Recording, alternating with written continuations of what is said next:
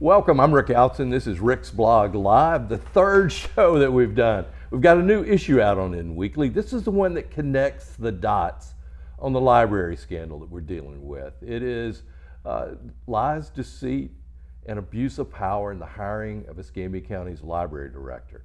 And this is a story that we felt like we needed to get all the pieces together for you in kind of like a New York Times type investigative report. You can see, even starting back in August, that Wes Marino had already decided that he wanted Crystal Bell Rivera to be the library director. And when he couldn't get his way quickly, he couldn't bully the chairman of the Library Board of Governors to go along with it, he had to come up with a plan B, which then began, let's eliminate all the enemies. And we saw we had a board member removed off the Library of Governance. And even then it didn't change. The board, the strategy didn't work. And then in the end, they had to smear anybody that was in their way. And that was a major, I think was really tipped me off to the story. But you can see it. I also have all the background information on it, you know, the public records that we got. Today in this show, we're going to have the chairman of the Library Board of Governors as one of our guests, and talk about what really is that board and how it's supposed to operate, right? The latest thing we got after this report came out is that Wes Marino, King Marino, has decided that they're not going to have any more board meetings until he handpicks who's going to be on the board who'll be loyal to him and to the Board of County Commissioners. We'll see how that plays out, but this is a story that's going on. The other stories that came out this week, Manny Diaz, University of West Florida president, he has now decided he has decided on a charter school at Somerset Academy, Pensacola. There was no bid on the contract. It's going to be run under his supervision. Of course, he used to work with the company that has Somerset Academy. That's why it was no bid. Remember, it began last year, September, when it was going to be a benefit for the employees at the university that their kids from K through 3 could go to school for free. And it would be a benefit from them. Well, I've talked to the employees at UWF. Nobody's received any notification that they got free education for their kids at this academy.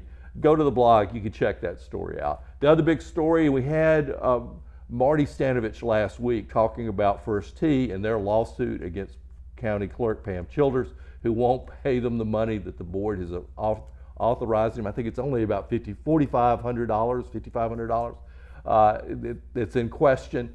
The county commission voted to join this lawsuit with the nonprofits so that we can maybe get a judge ruling on what's going on here. It was a big surprise. Steve Strohberger, Commissioner Strohberger, voted in the affirmative on this, and she really tried to pressure him in the meeting to go her way and not side with that, to side with her side of it, which really didn't make any sense at all.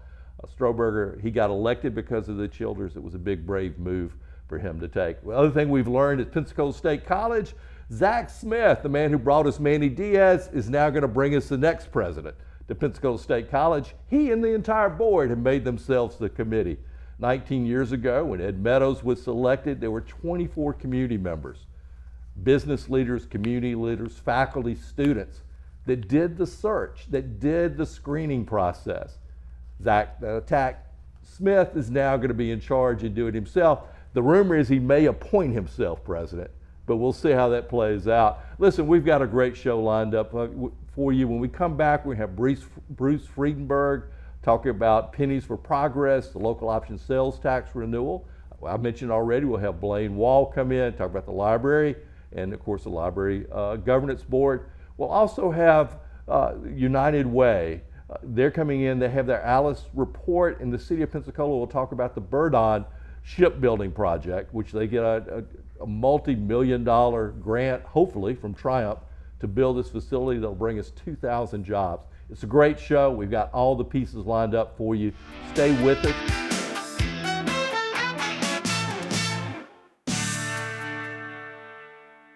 Welcome back. I'm Rick Alson. This is Rick's Blog Live. On the ballot in November, we've got another initiative that we need to take care of. It's a renewal of the local option sales tax, sometimes called LOST or the lost tax. It's an extra penny that's in the sales tax when you do your purchases that funds a lot of capital projects in the community. The chairman of the group that's trying to help promote this and educate people on it, Pennies for Progress, is Bruce Friedenberg with Hancock Whitney, and we've got him with us now. Bruce, thank you for doing this. Well, thank you for having us and allowing us the opportunity to get the word out. Well, this, I understand the importance of it, but why is this tax so important to Escambia County? Well, again, if you go out and just take a drive around our community and really go from one end to the other, I would imagine that you probably couldn't go a couple miles without having a visible, sign of how these dollars are getting put back into our community and improving our way of life. Whether it's a neighborhood library, a community center, a fire station, a stormwater pond, a new road program. All of these are items that are getting funded through LOST. It's a highly restrictive funding mechanism. We get as you alluded to, we get the penny from each dollar spent, but the statute limits how that money can be spent. It's not government operational dollars whatsoever. It's all capital improvements. It's tangible, visible things that you can go out, you can participate in, be at a park, be at the beach. There's the beach renourishment, patrol cars you see driving through your neighborhoods. Right. They're all funded with LOST, local option sales tax. Well, this is the other thing I think is interesting about it is because it is a sales tax, it's not just Escambia County residents that are paying it. Correct. We were able to have, actually the county funded a study through the Haas Center, who's well known for the work that they do. And what it determined was up to 28% of these revenues that are generated are paid by out-of-town visitors. Just to give some kind of perspective to the numbers, today we're annually bringing in around $70 million that goes between the city and the county to fund capital improvements. In total, since the inception in 1992, we're in the fourth series of, it's over $2 billion that has come into our community. Wow. That is going towards, again, quality of life, public facilities, and it's anticipated that with the next series, the fifth, assuming passage, that series alone will raise $1 billion that we will be able to use for all the things that support, how we live our life. Well, and the thing about it is, and you mentioned the renewals, that's built into the Florida statute that the citizens have to renew it on a regular basis. Is it every 7 years? 10 years. 10 years. 10 10 years. years. Mm-hmm. So this current cycle that we're on now, when does it expire?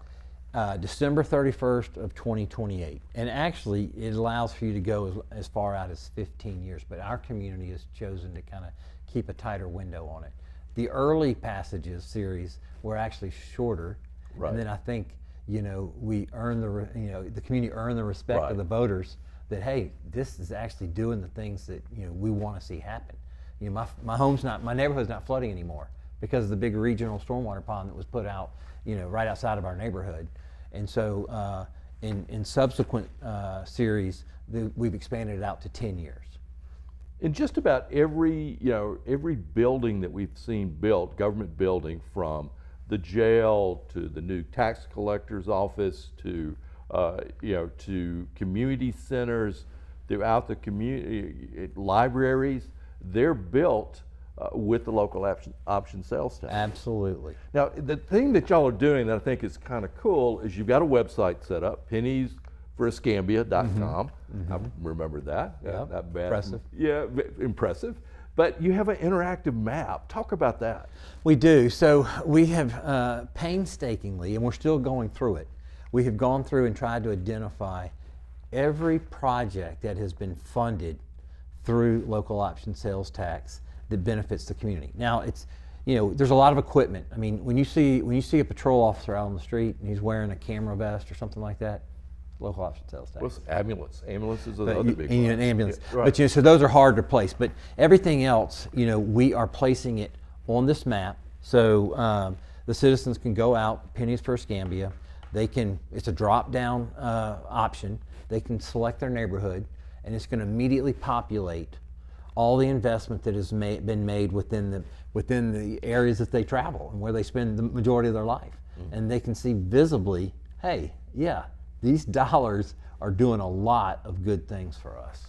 Well, the thing this campaign that you're chairing is made up of community leaders, businesses that understand how important this is.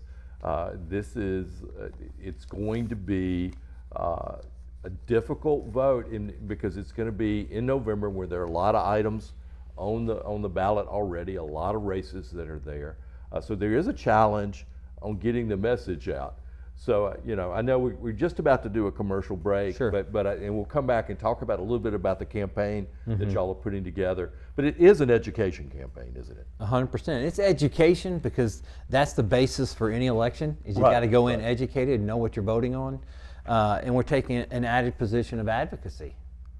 Right, and this was a fight that came very, very hard in the beginning. In '92, I've gone back and looked at it. We'll talk about it a little bit more when we come back. But this Pennies for Progress, extension of the local option sales tax, this is vital to our community. For things don't happen without it.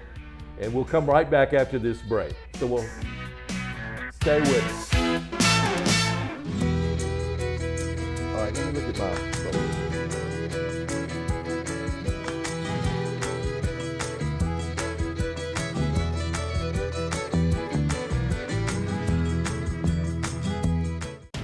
I learned during my military service to train every day to fight and fight to win.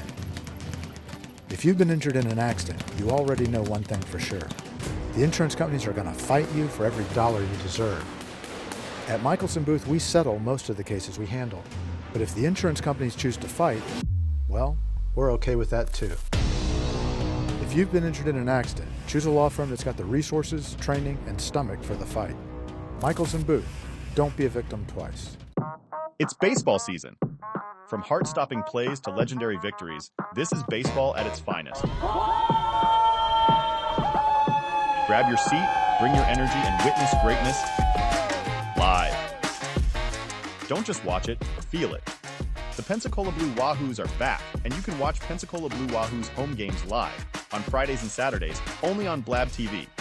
Love the Blue Wahoos but can't watch? Get your tickets now.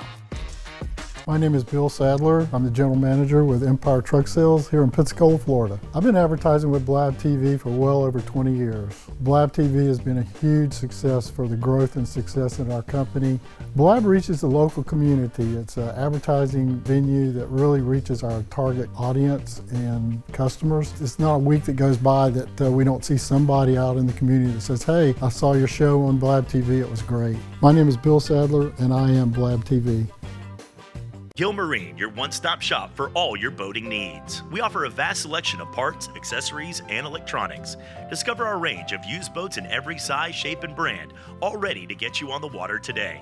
And we provide expert advice and top-notch customer service to ensure you have the best boating experience. We service all outboard, inboards, stern drives, jet drives, and personal watercraft. Our certified staff will get you back on the water. Visit Gilmarine at 3541 West Fairfield Drive, Pensacola.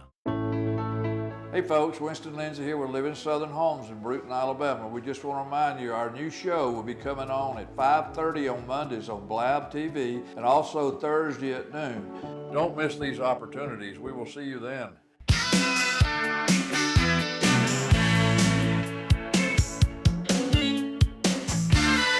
Welcome back. I'm Rick Alton. This is Rick's Blog Live. We're talking about the local option sales tax. It's up for renewal this year in the November election. This is how we fund so many of our capital projects. We've got with us Bruce Friedenberg, who chairs Pennies for Progress, local banker. Bruce, thank you for doing this. Happy to be here. You look at this and why should we do capital projects through the local option sales tax and not just use property taxes? Well, you're going to open that can. Well, obviously there was a time when it became evident that property tax revenue just alone wasn't going to be sufficient for governments to Even without the cut. Even with what we're facing in November. Right. And several years back, I actually served on a transition team, at the city level when Grover Robinson came in. And I looked at that time. I looked at the sales tax revenue and what it was doing just for the city, which is actually much smaller percentage compared to the county. And I mean, I knew right then, that there is no way that local governments can achieve what we expect, as citizens, without having the availability of these funds. And but as it is, the state requires us to go through this process, and it's a good healthy process, to vote on it, and because every dollar that gets spent through local option sales tax is voter approved, because it clearly states in the language where the money can be spent, and if it doesn't go, and it will go there. And that's been proven. You made a point earlier about the jail, and I kind of wanted to come back to it because, this is a good view into how critical this issue is. So when the jail, the old one, Right. we had to have a replacement. Well, when the funding stack was getting put together, it was decided upon a debenture, a bond issue. Right. And so, how do we, where do we get the revenues to fund this bond over 30 years? And it was decided at that time, hey, we've got the local option sales tax. This is a public facility. We're going to earmark, $4 or $5 million of the revenues coming, and it's been growing because we're a blessed community. We get a lot of people who come in, and they're 28% of the revenue is coming from these folks. So we're going to take $4 to $5 million from this revenue stream annually, and we're going to dedicate it to this bond finance program to fund that jail. We're 5 years into it. Right. We got 2 years left of the existing series. If this doesn't pass, that $5 million is going to get paid. Right. Because it's just required. It's going to come from general operating revenues. If we don't. If we don't renew it. Yes. And I think that's the other important point in all of this, Bruce, is to realize that the voters have a way to track this. Yes. That they, in the annual budget every year, the capital plan is there. They lay out the local option sales tax fund, how much money they have, where they're going to spend it. They can adjust it based on certain needs because things happen, jails explode, bridges collapse, storms come in, and we need to repair buildings that necessary. We may not have other funds to do. And so all that is accountable to the public through it. But I think it's a good healthy process to have this renewal for people to really look at it again and understand where their money's been spent. Well, and that's why we're trying to be so active about it.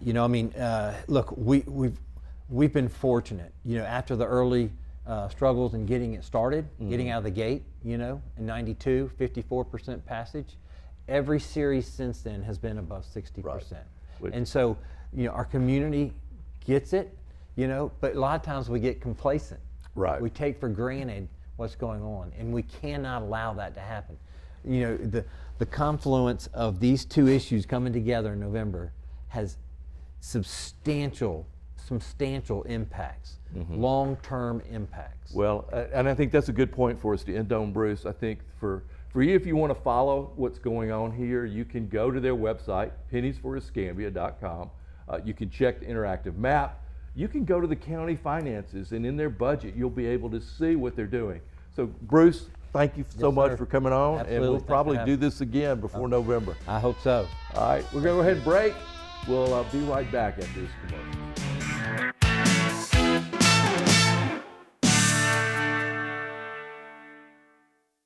Well, I think it's all about local, and I'm a big believer in local. So I think anytime you can carry a message out locally, it's important.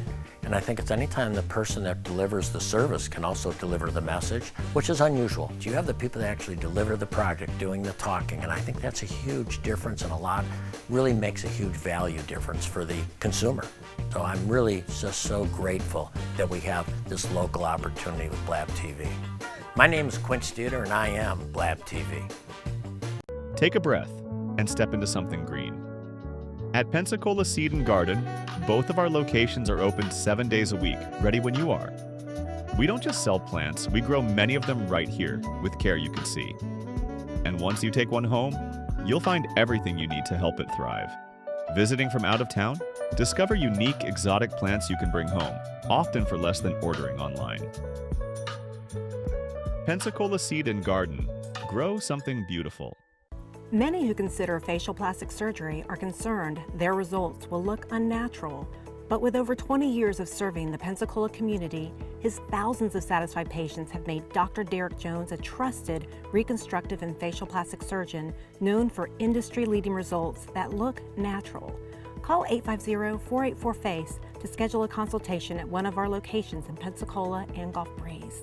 I'm Dr. Derek Jones. Trust your face to a facial plastic surgeon. Nestled in the heart of Pensacola, Dorothy's is a one-of-a-kind, community-driven cocktail bar by Oasis, Florida, created to sustain vital HIV and STI care across the Florida Panhandle. Inspired by the Wizard of Oz, rooted in inclusion and dripping with character, Dorothy's is a welcoming space with award-winning Oz-inspired cocktails, food by Steel Pony Diner, and an unmatched atmosphere. Join us 7 days a week in downtown Pensacola, located directly across from Maritime Park and the Blue Wahoo Stadium.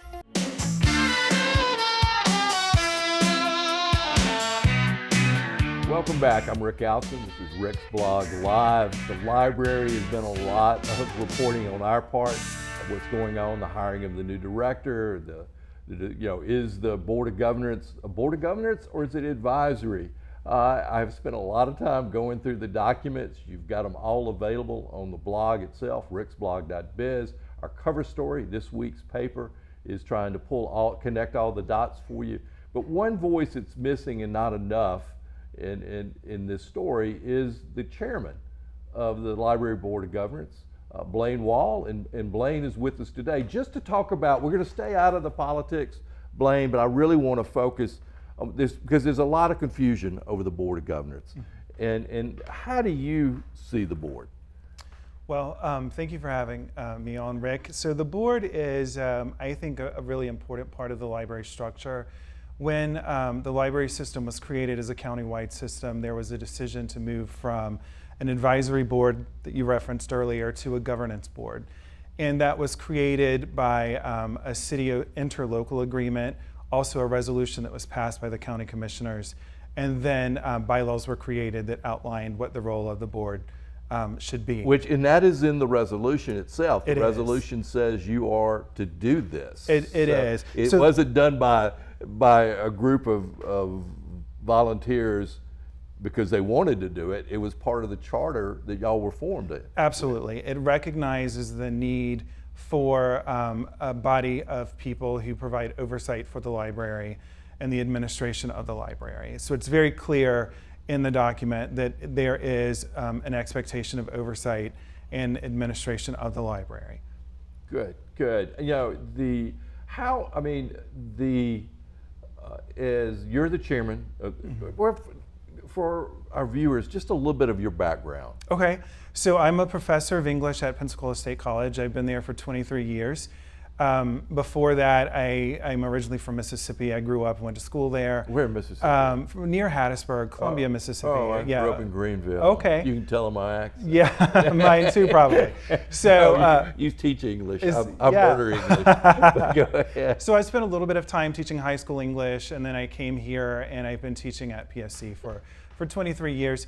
I grew up using libraries. We had a strong library in the community, the small community I grew up in.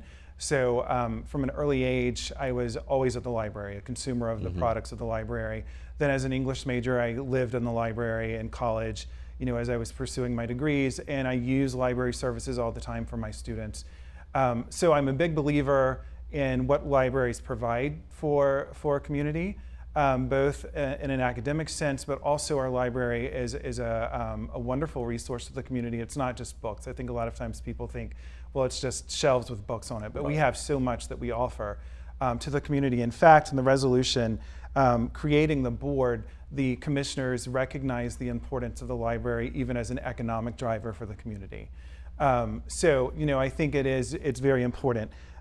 So just as someone who loves to read, who loves education, who loves helping people. When I learned of the opportunity to serve on the board, I applied because I thought it would be a good fit.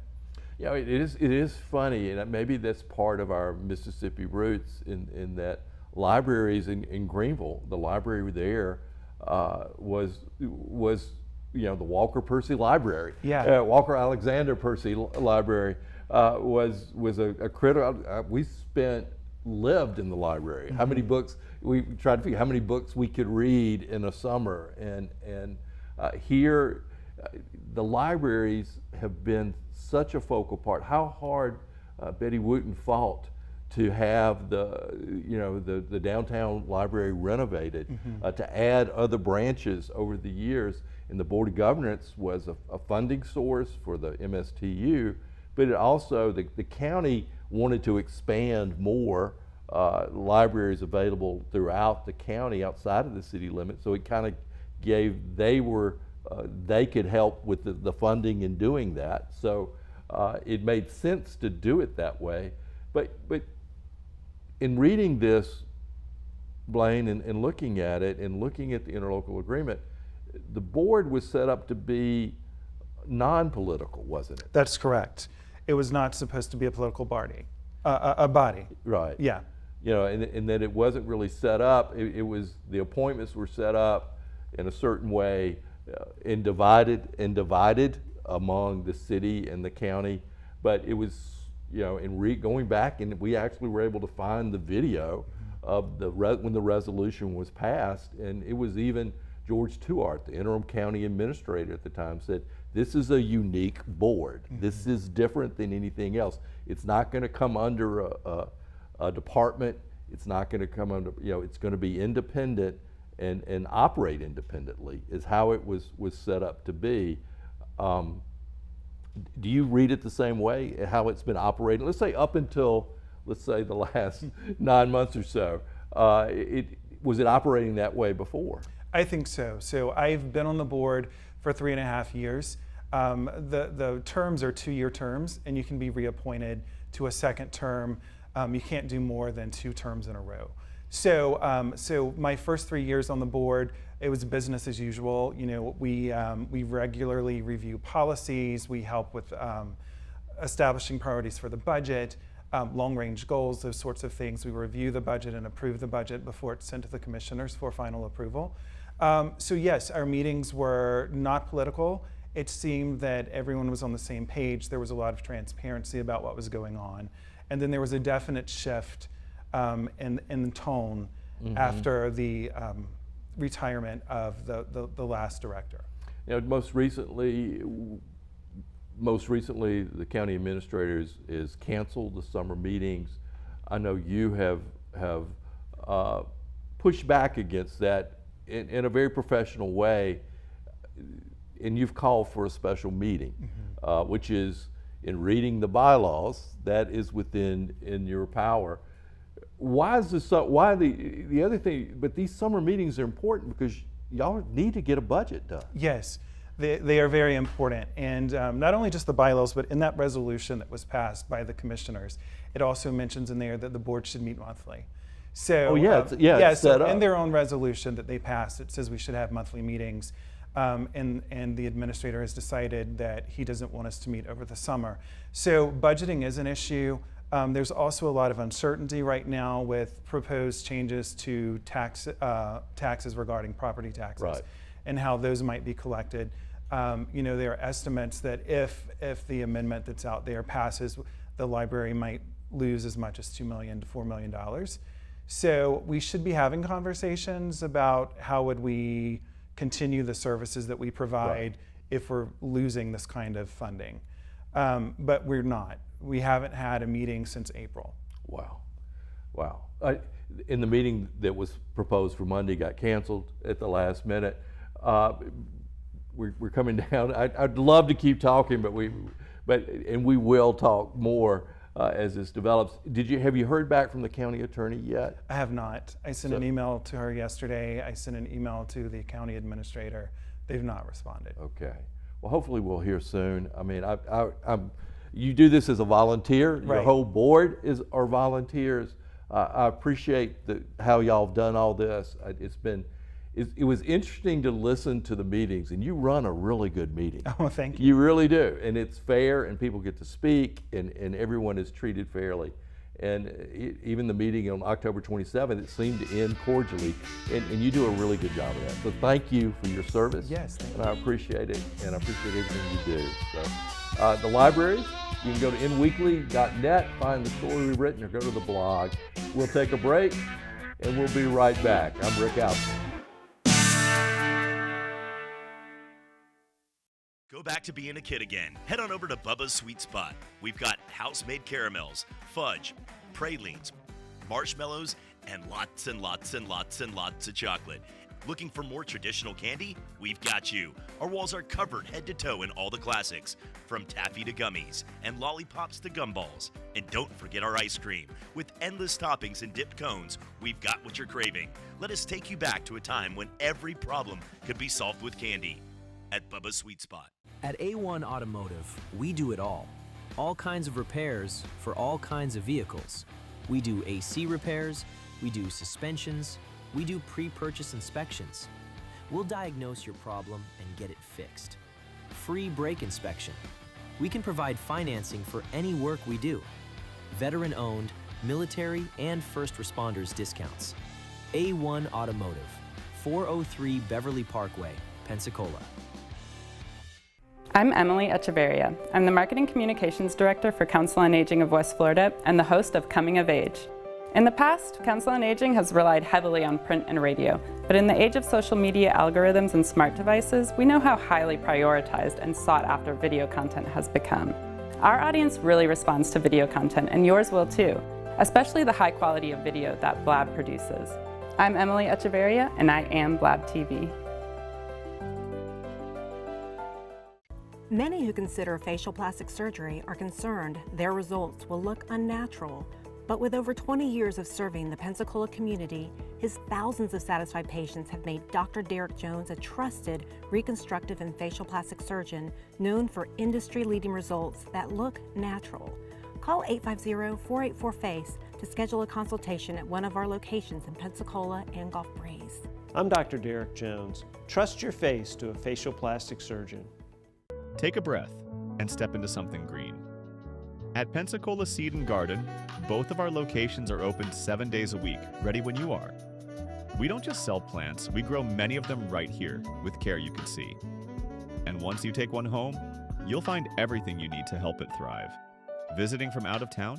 Discover unique exotic plants you can bring home, often for less than ordering online. Pensacola Seed and Garden. Grow something beautiful.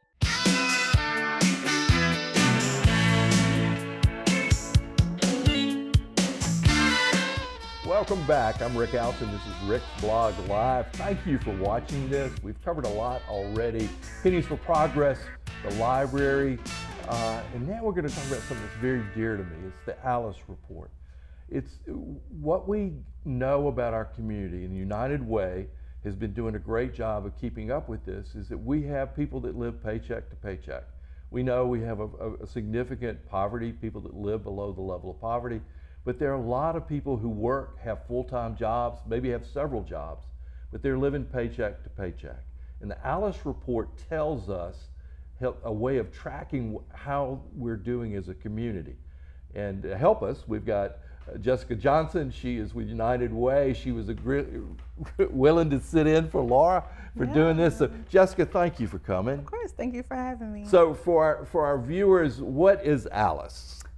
It's near and dear to my heart as well. So ALICE is an acronym for Asset Limited, Income Constrained, and Employed.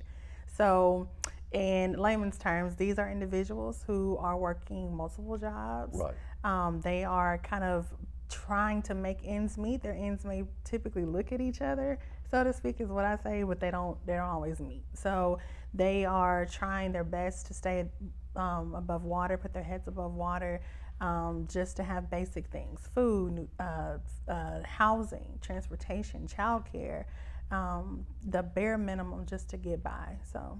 And they're the those are people who are, I like to think of, one, unplanned illness, a car repair that they didn't Oh, have the yeah. money for.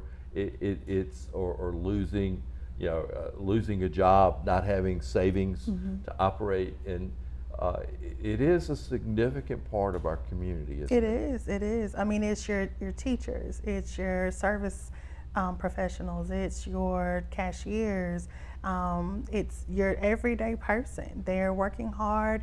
Even some students, they are going to school trying to improve themselves through their academics and just to get above. Maybe it's a trade, maybe it's another degree of some sort, maybe it's a GED.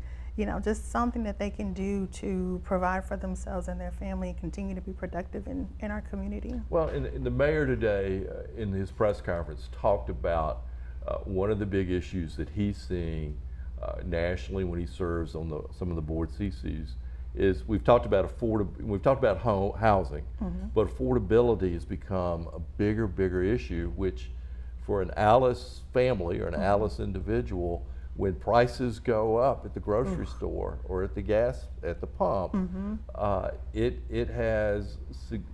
becomes a balancing act of choices. Yes. Prescriptions, clothing, how to do that. How do y'all see that? Well, so through 211, if you're familiar with that, Right. 211 is our hotline it's 24/7, so you can call and get resources related to housing, food, transportation, childcare, medication, all kinds of things. And we are seeing a huge uptick in our callers that are needing those housing related financial assistance things. So it could be rent, it could be utilities, just something. Many of them, they are on the brink of losing their homes or on the brink of having utilities shut off. And so they're looking for those last ditch efforts to get them where they need to be. So. Well, in my conversations because I get phone calls from time to time, and I send them to y'all and to the hotline that you have, is that they're proud people. They're caught in a position where that they didn't plan on, or they really didn't do anything wrong. A car accident that someone else hits them, an injury that happens that the medical bills they aren't prepared for. When you looked at this year, how are we doing in Escambia and Santa Rosa County in the Alice numbers? So in Alice numbers for Escambia County, we're a bit higher than last report. Okay. And so that, has to do with a number of things. So cost of living has gone up.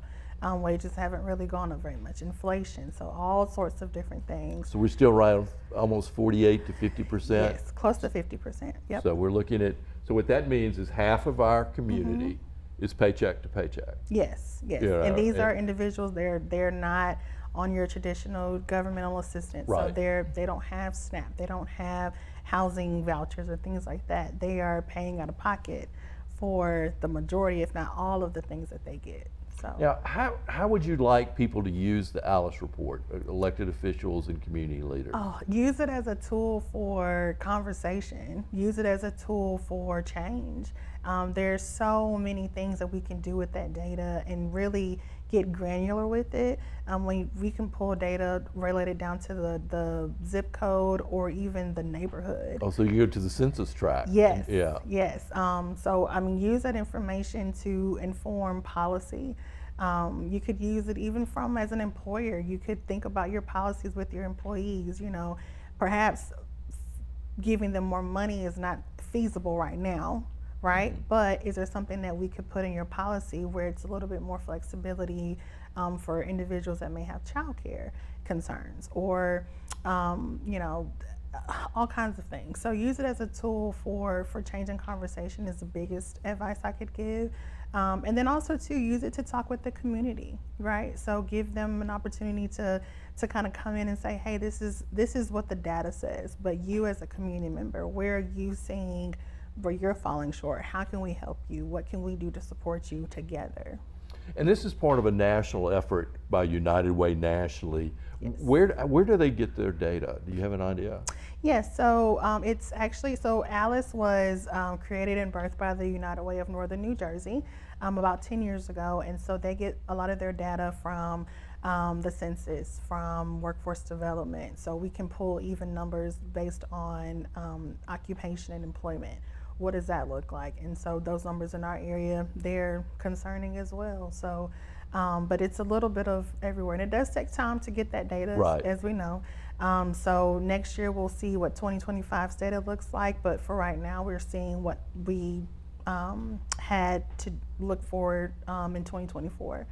So as of right now, so. Well, and that is the challenge in Yes. trying to get this data and analyze it properly. But it is a great report to have, Jessica.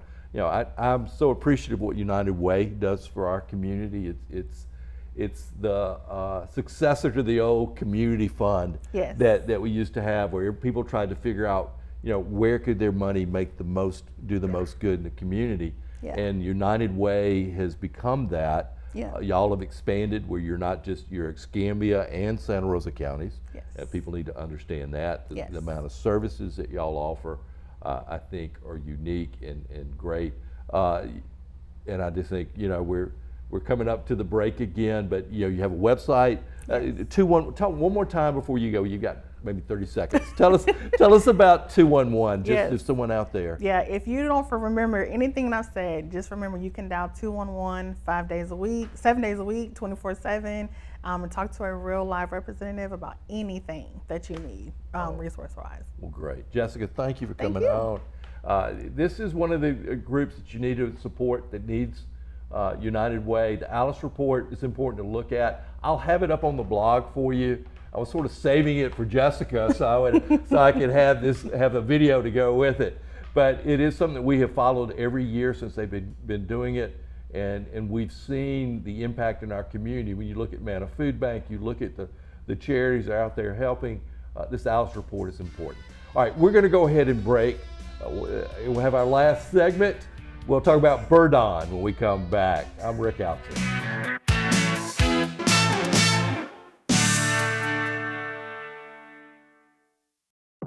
It's baseball season. From heart-stopping plays to legendary victories, this is baseball at its finest. Grab your seat, bring your energy, and witness greatness live. Don't just watch it, feel it. The Pensacola Blue Wahoos are back, and you can watch Pensacola Blue Wahoos home games live on Fridays and Saturdays, only on Blab TV. Love the Blue Wahoos but can't watch? Get your tickets now. I learned during my military service to train every day to fight and fight to win. If you've been injured in an accident, you already know one thing for sure. The insurance companies are going to fight you for every dollar you deserve. At Michelson Booth, we settle most of the cases we handle. But if the insurance companies choose to fight, well, we're okay with that too. If you've been injured in an accident, choose a law firm that's got the resources, training, and stomach for the fight. Michelson Booth, don't be a victim twice. I'm Andrea Housen, practice coordinator for Derek Jones Facial Plastic Surgery. Dr. Derek Jones is amazing. He's double board certified, he's skilled, and he's been doing this show with Blab TV for almost 2 decades. If you're looking to grow your business, Blab TV has an amazing reach in this local viewing area. We always hear, we saw you on Blab Television. I'm Andrea Housen with Derek Jones Facial Plastic Surgery, and I am Blab TV. Go back to being a kid again. Head on over to Bubba's Sweet Spot. We've got house-made caramels, fudge, pralines, marshmallows, and lots and lots and lots and lots of chocolate.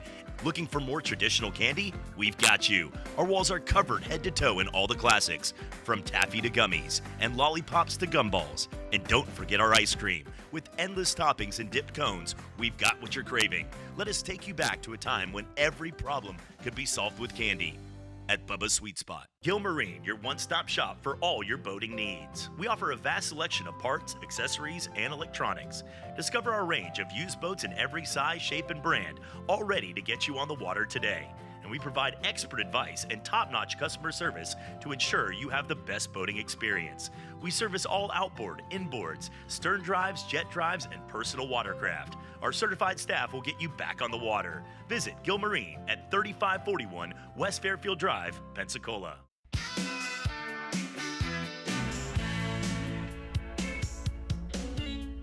Welcome back. I'm Rick Outson. We're in our last segment. Burdon shipbuilding company the city of Pensacola has gone to Triumph for money. They had a very successful day on Monday. It's 2,000 jobs involved, some at the port, the rest of them in the community. This is part of a bigger plan that we've had for the port in trying to diversify what we do there. But to talk about it, we've got Anna Kate Burgin right here. Close. I'm sorry, Okay. I did my best. She's Economic Development with the City of Pensacola. Anna Kate, talk about what happened on Monday. Yeah, so the city, we went to get term sheet and performance agreement approval from the Triumph board. So what that is all the terms that will be outlined in this grant for us to be awarded the grant. So we've been working for the past couple months on just trying to work out what the jobs look like, where they'll be, what the clawbacks are if someone doesn't perform, just to make sure that everything is moving smoothly and ready for the grant agreement. Now, how much was the grant? The grant's for $76 million. Wow. Of a total $275 million project. So when you look at the scale of a project, we got questions on what's taken so long on getting the term sheet there, but that's not a little amount of money, right? You want to make sure everything is done just right and that will get it. Well, and it's a three-phase process. The mayor explained today at his press conference. The first phase is kind of like, sort of a conceptual review. The Triumph staff looks at it, their economists look at it, they see for sure, does this qualify, is this creating jobs, is there amount of investment into the deal that it's not, in this deal, Burdon's putting money into it too. All those, there are certain boxes that they check, which is a great thing about Triumph because they haven't rushed to do anything and they've had tremendous success. Of course, we have ST Engineering is an example of that. So that was the first phase. That happened. This was sort of where you're getting a little bit more in the detailed. Right. And then the next stage is the actual agreement itself. Yes. And that'll be, the mayor was thinking possibly August or September? Yes, so August is supposed to be their next board meeting. So that is what we are shooting for. All right, when we look at this project, this is going to be build one building and then use another building at the port? No, it's for two facilities. Oh, two. Oh, okay. It'll be two facilities at the port in the northeast quadrant. That is just the undeveloped area right now, closest to the fish house. Right. Okay. So that's the city will build it. Yes. And lease it back to Burdon, just similar to what we're doing with American Magic on what used to be called Warehouse 10. And so it's a similar project to that. It's 2,000 jobs. How are those jobs? Not all of them are going to be at the port, right? Right. So out of the 2,000 jobs, it's looking at about 75% will be the manufacturing jobs, and 25% will be your office, engineering, other types of jobs. The exact proportions at the port versus elsewhere, excuse me, we're not exactly sure about that yet. That depends on the types of contracts, when they come in. And it could be like, oh, they're subcontracting with a metal fabrication place or something. And so those could be, off jobs that are hired just for Burdon. So there's still new jobs that are being created, but not necessarily there on the port. And then it also, the other factor that is in this, and the mayor mentioned it at his press conference, is there are other jobs, the suppliers and the auxiliary, it expands beyond just Burdon, but this is involving just Burdon. And you're looking at the port, the average wage is going to be around $68,000. In the headquarters, let's call it the headquarters facility, which hasn't been set yet, but will be in the greater Pensacola area. Those will be, 112 average. 112. So that's going to get us that average of 80. So that the mayor has been talking about. The other phase that he mentioned today, Anna Kate, was this training component that he really, the city wants to take on. Talk just a little bit about that. Yeah, well, because I think when you hear 2,000 jobs, that's the first question is who is going to fill these, and how does it benefit us if it's not going to Pensacolians, right? So we want to make sure that we are prepared, that students here and people here have the opportunities for those jobs. So the city and Bird On, we've been working closely with PSC and UWF to say, okay, how can we start ramping up these programs? And they've been talking to George Stone and our other local workforce partners. What the mayor really is looking at is how do we make it even bigger than that, right? What are national and federal resources we can tap into? What are other best practices to make sure that, hey, we're ahead of this? Because right now, like you said this morning, we have time. Right. It's going to take a couple years to build the facilities, right? And then there's going to be a ramp-up period. So it's not like the doors open, 2,000 people are on the port in one day. Right. So as that builds up, we want to make sure that we're ready to fill those and have the workforce. So and he's calling for a summit. He wants to bring together the universities, the Department of Commerce, Career Source, Escarosa to come in, maybe even the federal government to come in and look at training at, like you said, at a massive scale that would not only just be, not just for Bird On, but also for ST, because ST, that third hangar's about ready to open. I mean, y'all about to open it. I mean, it's very impressive. So it's a huge challenge to try to get all these pieces together. You got a new boss. Yeah, you know, a lot put on you. And Erica was great. Did a great job working. I think that the situation now is you've held up the ship well. Thank you. You know, Thank you. nothing fell apart that we know of yet. You know, you got the triumph done. You know, it's really an interesting time to be in economic development in the city, isn't it? It is. It is. We're very busy, Right. just like you said. But it's exciting. I think we hear it often to say these are transformational projects. Bird On, Baptist redevelopment, potential basin and redevelopment. But it's true. Like those opportunities don't come around very often. And so just the fact that the timing is working out to where I can be here to work on projects of this scale at one time, it's really exciting and fun. And I hope the community sees it and that they're excited for what's coming as well. Well, and I think what you're seeing is, particularly with Bird On, is that there's a certain amount of synergy with American Magic and with what they're doing in their ship manufacturing too, their light manufacturing. So it's going to be interesting to see.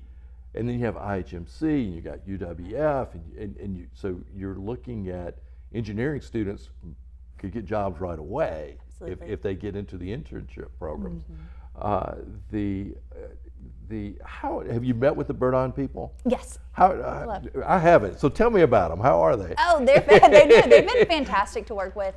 And I know that they are eager to get in the community as well. So they have taken the initiative to meet with the IHMC and said, hey, can we use exoskeletons on our line, on our production line? You know, so those kind of synergies and just really getting in the community, looking at different office space and just meeting other local companies here.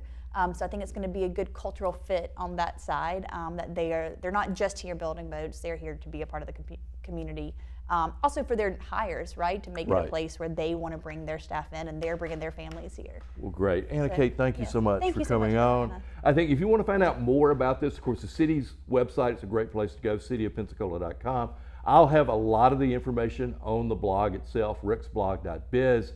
The term sheet, Triumph Gulf Coast is another great place to go to find out about it. And you can see all the different steps they go through. Triumph does an amazing job of screening these projects and finding out that they get to the right level and they're worthy of the money that we have available for doing it. So Anna Kate, thank you for coming on. I think it's going to be exciting to watch what happens in the coming months. We're going to go ahead and break and I'll try to wrap this show up. I'm Rick Outzen. We'll come right back after this commercial. Nestled in the heart of Pensacola, Dorothy's is a one-of-a-kind, community-driven cocktail bar by Oasis, Florida, created to sustain vital HIV and STI care across the Florida Panhandle. Inspired by the Wizard of Oz, rooted in inclusion, and dripping with character, Dorothy's is a welcoming space with award-winning Oz-inspired cocktails, food by Steel Pony Diner, and an unmatched atmosphere. Join us 7 days a week in downtown Pensacola, located directly across from Maritime Park and the Blue Wahoo Stadium.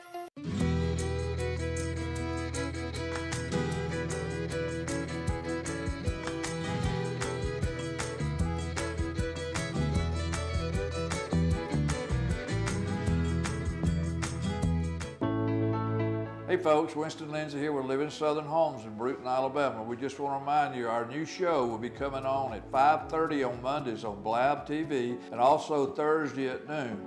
Don't miss these opportunities. We will see you then. At A1 Automotive, we do it all kinds of repairs for all kinds of vehicles. We do AC repairs, we do suspensions, we do pre-purchase inspections. We'll diagnose your problem and get it fixed. Free brake inspection.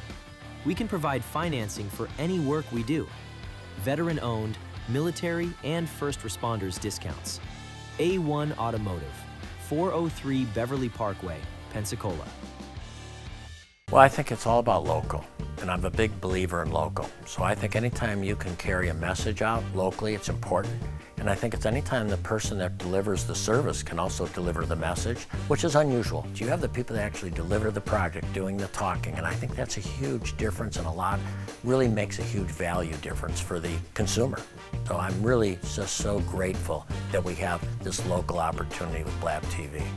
My name is Quint Studer, and I am Blab TV.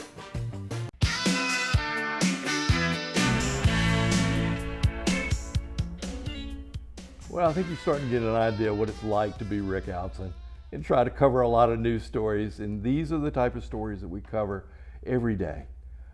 We look at the big stories, the little stories, the stories that are going to be bigger later for you. We try to get ahead of it and do our best to let you know what's going on.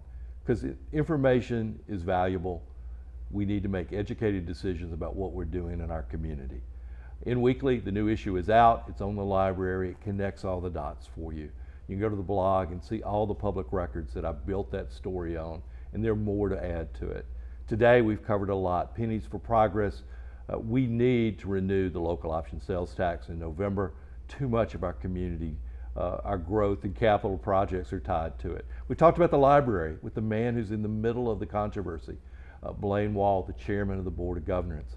It's a great interview. We had Jessica Johnson on the Alice Report. People that are living paycheck to paycheck. This is something that we need to watch carefully. And then the Bird-On Project at the Port of Pensacola. It was originally called Project Mave. So that's how you probably first learned about it. 2,000 jobs possibly coming to our community. It is a major game changer for us. That and the career jobs, the job summit he wants to do on training. So we've got a lot going on. Stay with us, all during the day. Look at Rick's blog. We're set up to be your morning newspaper. Read me the first thing in the morning. You won't be disappointed. Follow me through the day. This show is going to get bigger and bigger, and thanks for letting me be on it. So thank you for watching it.